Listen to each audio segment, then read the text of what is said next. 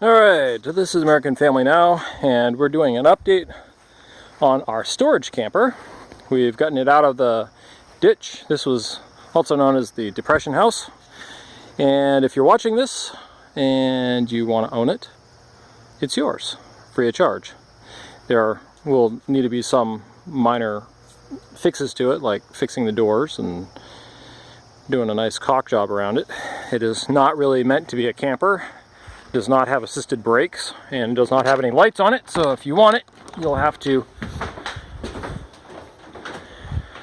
be followed while you're towing it. But anyways, it has 3/4 inch subfloor and it's got 3/4 inch oak flooring. The sink is not hooked up to anything, but the sink and the countertop and the oven will not be in it. We are actually keeping those for our next house. The bed, if the bed might be in it, it might not be in it. Depends on if somebody else wants a bed. But you have a little stove jack right here. We've used it with a Cabela's camp stove, 6 inches up there. You can just put a stove jack or a stovepipe right up through there. I used to have a piece of metal hanging on the back to reflect the heat, and I've let it rip and roar and never caused any problems. And you got cabinet space up here.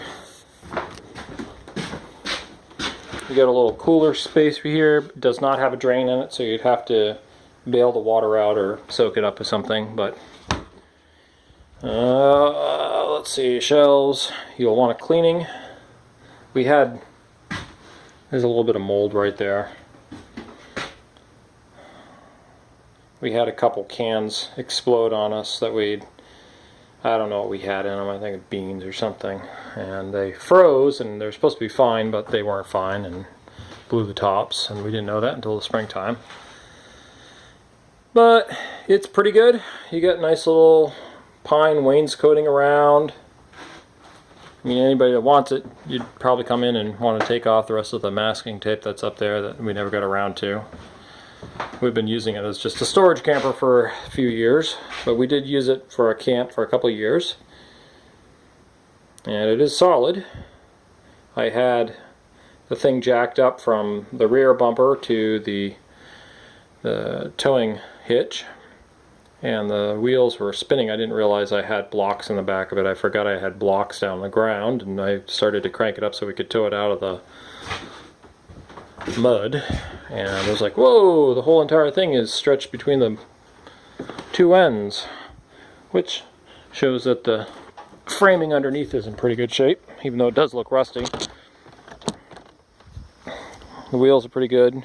Might want to put a little bit more air in them, but I don't know if we can see anything up under in here. It's all new framing underneath. The roof is all new. It's got an asphalt roof, a rolled asphalt roof, and I've not had any problems with that leaking.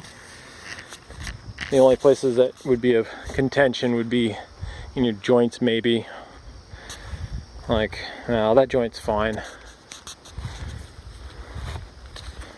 I think it's pretty much solid.